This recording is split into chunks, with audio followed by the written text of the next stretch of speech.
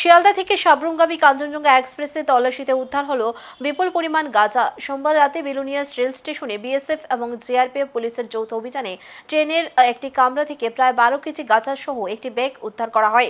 ব্যাগে মোট 6টি প্যাকেটে গাঁজা রাখা ছিল বলে জানা যায়।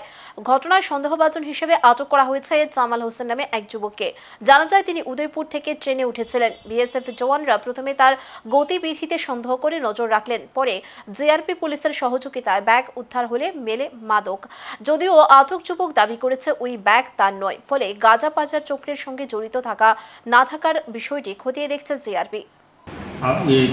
কাঞ্চনজঙ্ঘা যখন সাবরুম দিকে ঢুকতেছিল তখন বিএসএফ এবং জিআরপি যৌথ উদ্যোগে আজকে সন্দেহজনক গাঞ্জা বলিয়া আমরা একটা ব্যাগ রিকভারি করি। রিকভারির সাথে এটা আনার পরে আমরা যেহেতু কোনো মালিক নেই হিসেবে 106-এ আমরা এটা সিজ করি। সিজ করে কালকে কোর্টে ফরওয়ার্ড করি। কতটি প্যাকেট পাওয়া গেছে? প্যাকেট 6টা, ব্রাউন কালারের সেলুটার দিয়ে মোড়ানো। তবে বিএসএফের সামনে গ্যাজেটেড অফিসারের সামনে এটা খোলা হয়েছে। খোলা এতে সন্দেহ হইতেছে যে গাঞ্জা বলি এই প্রকাশ। এই ব্যাগটা কি ট্রেনের থেকে উদ্ধার করা হয়েছে না? ট্রেনের থেকে।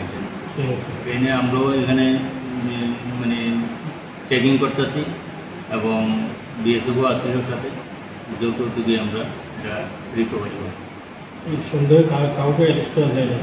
এমনি অ্যারেস্ট নাই, তবে একটা লোকের এমনি সন্দেহভাবে জিজ্ঞাসাবাদের জন্য আমরা আটক করছি ঠিকই। তবে তার সঙ্গে বা কোনো জায়গাতে পাইছি না।